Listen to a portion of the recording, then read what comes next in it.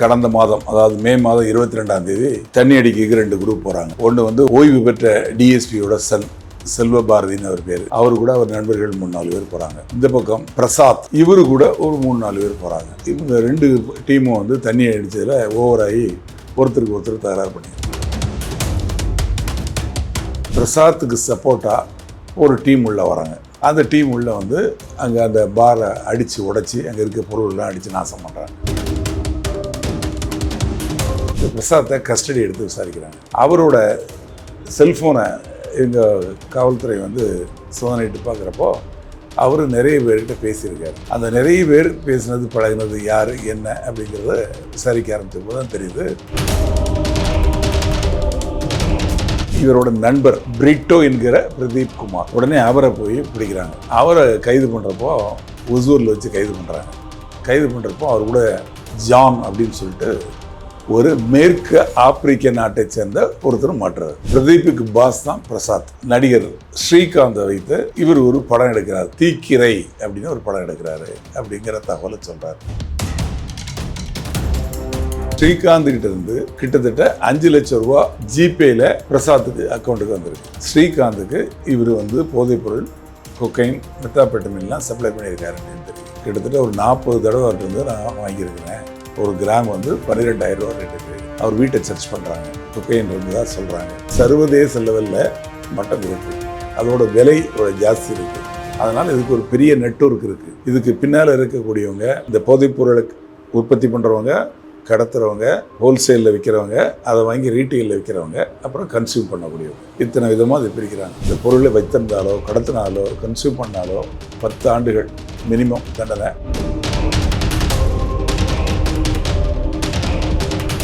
வணக்கம் சார். வணக்கம் சார். நடிகர் ஸ்ரீகாந்தை கைது பண்ணியிருக்காங்களா சார்?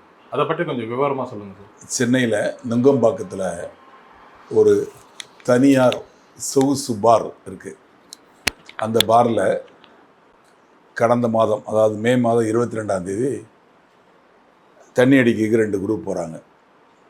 ஒன்று வந்து ஒரு ஓய்வு பெற்ற டிஎஸ்பியோட சன் செல்வ பாரதின்னு அவர் பேர். அவர் கூட அவர் நண்பர்கள் 3-4 பேர் போகிறாங்க.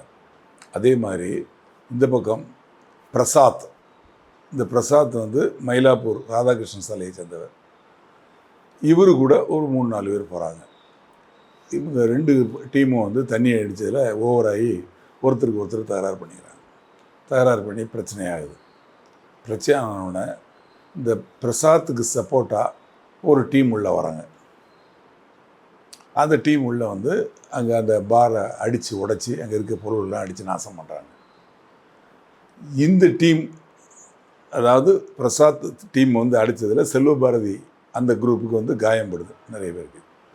அவங்க வந்து ஹாஸ்பிட்டலில் அட்மிட் ஆகிறாங்க. காவல்துறையில் கம்ப்ளைண்ட் கொடுக்குறாங்க. போலீஸார் வந்து இந்த வழக்கை விசாரிக்க ஆரம்பிக்கிறாங்க. சம்பவ இடத்தை வந்து பார்க்குறாங்க. பார்த்து விசாரிக்க ஆரம்பிச்சதுக்கப்புறம் தான் இதோட உண்மைத்தன்மை புரியுது. யார் யார் அதில் சம்மந்தப்பட்டிருக்காங்கன்னு சொல்லி அவங்கள எல்லாம் அரெஸ்ட் பண்ணுறாங்க. அரெஸ்ட் பண்ணி பிரசாத் அவர் கூட சேர்ந்தவங்களெல்லாம் ரிமாண்ட் பண்ணிடுறாங்க. அவங்க பல்வேறு கட்சியை சேர்ந்தவங்களாம் இருக்காங்க. ஏடிஎம்கே கட்சியை சேர்ந்தவங்களாம் இருக்காங்க. இருந்தாலும் பரவாயில்ல, அவங்க ரிமாண்ட் பண்ணிடுறாங்க. ரிமாண்ட் பண்ணி அவங்க ஜெயிலில் இருக்காங்க. இந்த சமயத்தில் இந்த பிரசாத்தை கஸ்டடி எடுத்து விசாரிக்கிறாங்க. என்னென்னா, இந்த பிரசாத் வந்து ஏடிஎம்கே கட்சியில் ஐடி விங்கில் இருக்கார். அவரோட செல்ஃபோனை எங்கள் காவல்துறை வந்து சோதனையிட்டு பார்க்குறப்போ அவர் நிறைய பேர்கிட்ட பேசியிருக்கார், பழகியிருக்கார். அந்த நிறைய பேர் பேசினது பழகினது யார் என்ன அப்படிங்கிறத விசாரிக்க ஆரம்பித்த போது தான் தெரியுது இவர் வந்து போதைப் பொருள்களை வந்து வாங்கி விற்கக்கூடியவர் அப்படின்னு சொல்லிட்டு. அப்போது இவர் யார் கூட அதிக கான்டாக்டில் இருக்கார் அப்படின்னு பார்க்கல, இவரோட நண்பர் பிரிட்டோ என்கிற பிரதீப் குமார். அவர் வந்து சேலம் மாவட்டம் சங்ககிரியை சேர்ந்தவர். உடனே அவரை போய் பிடிக்கிறாங்க. அவரை கைது பண்ணுறப்போ ஒசூரில் வச்சு கைது பண்ணுறாங்க. கைது பண்ணுறப்போ அவர் கூட ஜான் அப்படின்னு சொல்லிட்டு ஒரு மேற்கு ஆப்பிரிக்க நாட்டை சேர்ந்த ஒருத்தர் மாற்றுறாரு. அவங்க 2 பேரையும் விசாரிக்கிறப்போ தான் இந்த விஷயம் தெரியுது. இவர் தான் வெளிநாட்டில் இருந்து கொக்கைன், மெத்தாபெட்டமின் போதைப்பொருளெல்லாம் கொண்டு வந்து பிரதீப்புக்கு கொடுக்குறாரு. பிரதீப்புக்கு பாஸ் தான் பிரசாத். பிரசாத் சொல்லக்கூடிய இடத்துல இவங்க அங்கேருந்து வாங்கி இங்கே கொடுப்பாங்க. பொருளை சப்ளை பண்ணுறவர் ஜான். அவர் வந்து 6,000 ரூபாய்க்கு சப்ளை பண்ணுறாரு ஒரு கிராம். அதை வாங்கி இவங்க 12,000 ரூபாய்க்கு இவங்க விற்கிறாங்க. சரி, யார் கூடலாம் இவங்க கான்டாக்டில் இருக்காங்க அப்படின்னு பார்த்து விசாரிக்க ஆரம்பிக்கையில் அப்போது பிரதீப் சொல்கிறாரு, நடிகர் ஸ்ரீகாந்தை வைத்து இவர் ஒரு படம் எடுக்கிறார், தீக்கிரை அப்படின்னு ஒரு படம் எடுக்கிறாரு அப்படிங்கிற தகவலை சொல்கிறார். அப்போது இந்த ஸ்ரீகாந்த் அவருங்கிற வந்து ரோஜா கூட்டம் அப்படிங்கிற படத்தில் நடிச்சிருக்காரு. நடிகர் விஜய் கூட நண்பன் அப்படிங்கிற ஒரு படத்தில் நடிச்சிருக்காரு. அவர் ஓரளவு ஃபேமஸான நடிகர் தான். அப்போது பிரசாத்தை வந்து கஸ்டடி எடுத்து விசாரிக்கிறாங்க, போலீஸ் கஸ்டடி எடுத்து விசாரிக்கிறாங்க. விசாரிக்கிறப்போ தெரிய வருது ஸ்ரீகாந்த் வந்து வச்சு அவர் படம் எடுக்கிறாரு அப்படின்னு. அது மட்டும் இல்லை, ஸ்ரீகாந்த்கிட்ட இருந்து கிட்டத்தட்ட 5 லட்சம் ரூபா ஜிபேயில் பிரசாத்துக்கு அக்கௌண்ட்டுக்கு வந்திருக்கு. அப்போ எதுக்கு வந்தது என்னென்னு விசாரிக்கையில் தான் தெரிய வருது, ஸ்ரீகாந்துக்கு இவர் வந்து போதைப்பொருள், கொக்கைன், மெத்தாபெட்டமின்லாம் சப்ளை பண்ணியிருக்காரு அப்படின்னு தெரியுது. இதை வந்து முதல்ல ஸ்ரீகாந்த் ஒத்துக்கலை. அதுக்கப்புறம் இந்த மாதிரி ரெக்கார்டாக பணம் கொடுத்துருக்கீங்களா 5 லட்ச ரூபா, எப்படி கொடுத்தீங்க, எதுக்கு கொடுத்தீங்க, நீங்கள் அவரோட படத்தில் நடிக்கிறீங்கன்னா அவர் தானே உங்களுக்கு பணம் கொடுக்கணும், நீங்கள் எப்படி அவருக்கு பணம் கொடுக்குறீங்க அப்படின்னு கேட்குறப்போ வேறு வழி இல்லாமல் உண்மையை ஒத்துக்கிறார். அப்போ அவர் சொல்கிறாரு, கிட்டத்தட்ட ஒரு 40 தடவை அவர்கிட்ட நான் வாங்கியிருக்கிறேன், ஒரு கிராம் வந்து 12,000 ரூபா ரேட்டுக்கு. நாங்கள் இந்த படம் சம்மந்தப்பட்ட அப்பப்போ டிஸ்கஷன் நடக்கும், ஃபங்க்ஷன் நடக்கும், இது மாதிரி இதுக்கெல்லாம் இதை பயன்படுத்துகிறோம், எல்லாருமே பயன்படுத்துவோம், நானும் பயன்படுத்துவேங்கிறார். இன்னைக்கு காவல்துறையினர் என்ன பண்ணுறாங்க, ராஜீவ்காந்தி அரசு மருத்துவமனைக்கு பிளட் டெஸ்ட்டுக்கு அனுப்புகிறாங்க. இவர் வந்து இந்த போதைப் பொருளை பயன்படுத்தியிருக்காரா அப்படிங்கிறதுக்கு. அங்கே டெஸ்ட்டுக்கு அனுப்பிச்ச இடத்துல அங்கேருந்து ரிசல்ட் என்ன வருதுன்னா, இவர் போதைப் பொருளை பயன்படுத்தியிருக்கிறார் அப்படின்னு தெரிய வருது. அதுக்கப்புறம் அவர் வீட்டை சர்ச் பண்ணுறாங்க. வீட்லேயும் கொஞ்சம் போதைப் பொருள் இருந்ததா, கொக்கைன் இருந்ததா சொல்கிறாங்க. அதன் பேரில் அவரை கைது பண்ணுறாங்க. கைது பண்ணி அவரை வந்து நேற்று ரிமாண்ட் பண்ணியிருக்காங்க.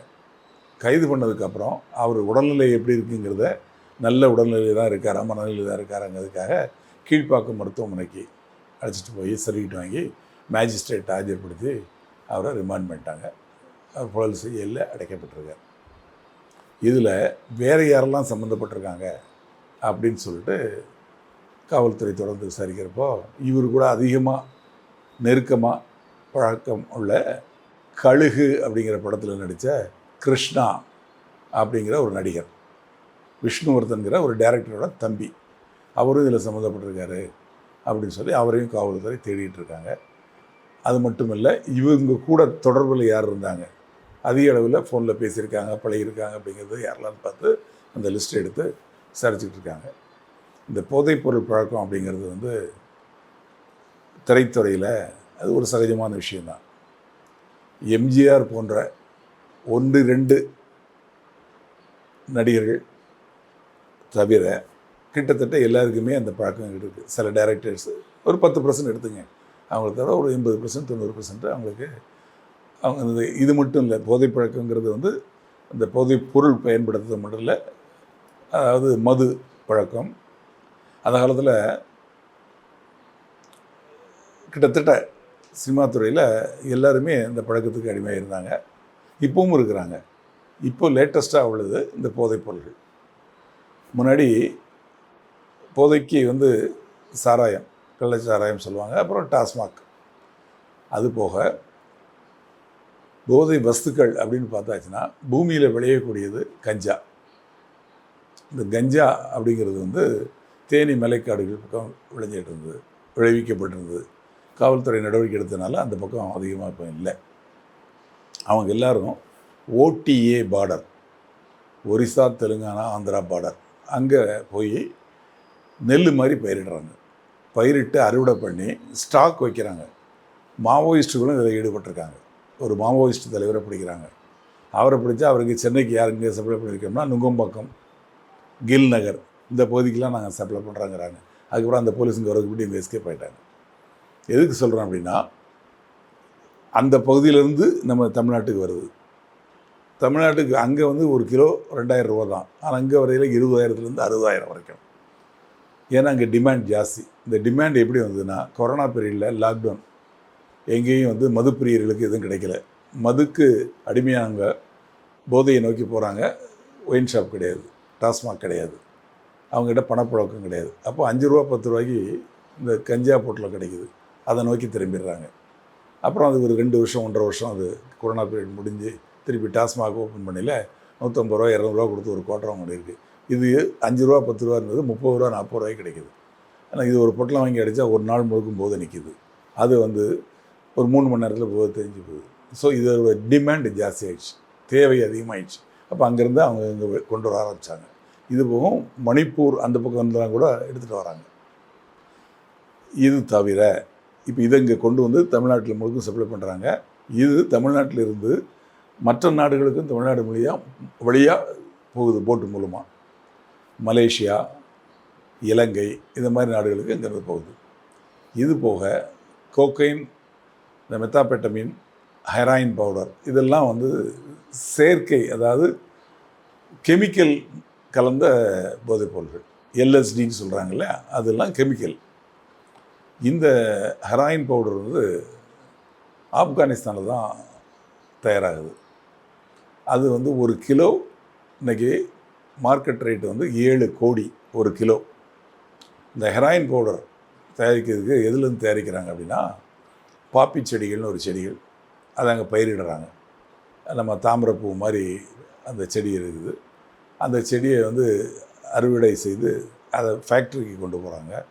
கொண்டு போய் அரைச்சி பவுடராக்கி அது கூட சில கெமிக்கல்ஸ் சேர்க்குறாங்க. சேர்த்து அங்கேருந்து தயாராகி உலகம் முழுக்க 35% ஆப்கானிஸ்தான் தான் சப்ளை பண்ணுறாங்க. அப்படி சப்ளை பண்ணக்கூடிய அந்த பொருள் வந்து அந்த நாட்டிலேருந்து நேரடியாக வராமல் ஈரான்லேருந்து இந்தியாவுக்கு பாம்பேக்கு அனுப்பப்பட்டதாக ஒரு அட்ரஸுக்கு அனுப்புகிறாங்க. அதானி துறைமுகத்தில் கண்டெய்னரில் மற்ற சரக்குகளுக்கு இடையில் அது மாட்டுது. 33,000 கோடி மதிப்புள்ள ஹெராயின் பவுடர் மாட்டுது. அதோடு அந்த துறைமுகத்தையே மூடிட்டாங்க. அப்போ அந்த அட்ரஸில் போய் பார்த்தா அந்த கம்பெனியோட ரிஜிஸ்டர் ஆஃபீஸாக அங்கே இருக்குது. அந்த கம்பெனியோட ஆஃபீஸ் எங்கே இருக்குன்னா ஹைதராபாத்தில் இருக்குது. ஹைதராபாத்தில் போய் பார்த்தா அங்கே அந்த அட்ரஸில் அவங்க இல்லை. ஆனால் அதோட ஓனர் யாருன்னு பார்த்தா ஒரு ஹஸ்பண்ட் ஒய்ஃபு.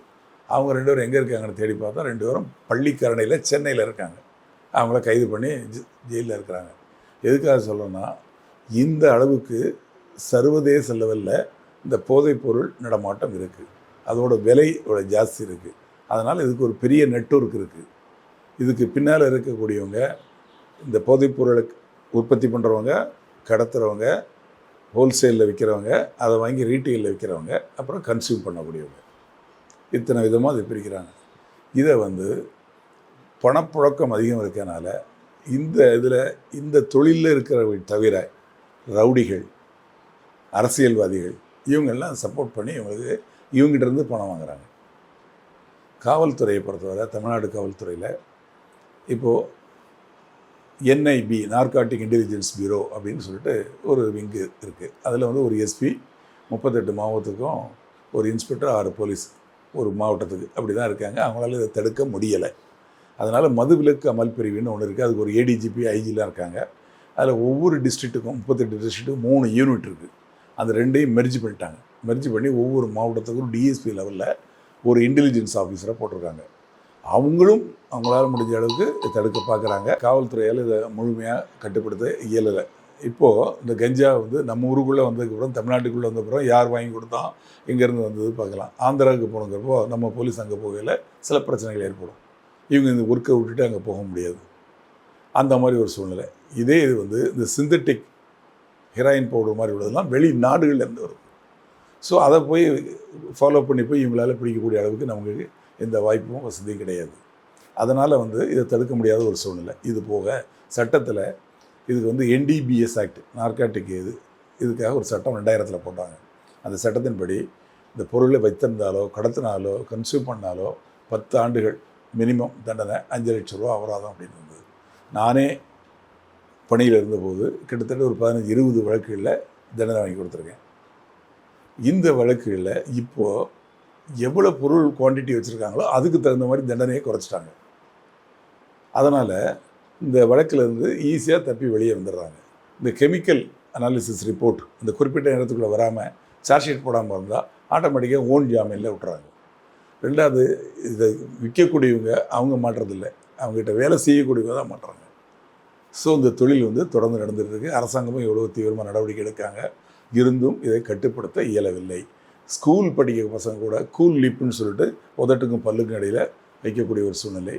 ஈசிஆரில் ஐடியில் வேலை செய்யக்கூடிய ஆண்களும் பெண்களும் வீக்கெண்ட் அப்படின்னு சொல்லிட்டு ஆட்டம் பாட்டம் கொண்டாட்டம் அதில் எல்லாம் இந்த மதுவும் இந்த போதைப் பொருள்களும் அதிக அளவில் பயன்படுத்தப்படுது. இந்த இதில் ஸ்ரீகாந்த் ஒரு நல்ல நடிகர். அவர் வந்து இந்த இதில் வழக்கில் வந்து மாட்டிகிட்டு இருக்காரு. நிச்சயமாக அவரோட இரத்த பரிசோதனையும் இவர் வந்து ஃபோனில் காண்டாக்ட் பண்ண அந்த டீட்டெயில்ஸும் அதை வச்சு இந்த வழக்கில் சார்ஜ் ஷீட் போடுறப்போ அவருக்கு தண்டனை நிச்சயமாக கிடைக்கும். இந்த மாதிரி வழக்குகளில் கட்டாயமாக தண்டனை கொடுக்கப்படணும். அப்போ தான் வந்து மற்றவங்களுக்கு ஒரு பயம் இருக்கும். இந்தியா வந்து அதிக அளவில் உலகத்திலே அதிக மக்கள் தொகை கொண்ட நாடு, அதிக அளவு இளைஞர்களை கொண்ட நாடு. அப்துல் கலாம் என்ன சொன்னாங்க, இந்தியா வந்து இளைஞர்கள் கையில் தான் இருக்குது அப்படின்னு. அந்த இளைஞர்கள் இந்த அளவுக்கு கெட்டு போயிட்டு இருக்காங்க. அதனால் இந்த மாதிரி வழக்குகளில் காவல்துறை விரைந்து செயல்பட்டு அவங்க மேலே குற்றப்பத்திரிக்கை தாக்கல் செய்து அவங்க சாட்சிகளை ஏற்றி நீதிமன்றம் மூலமாக தண்டனை வாங்கி கொடுக்கணும். கொடுப்பாங்கன்னு நம்புகிறேன். நன்றி, வணக்கம்.